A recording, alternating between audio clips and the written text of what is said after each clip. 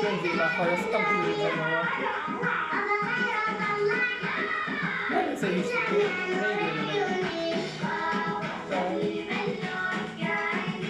يا عيني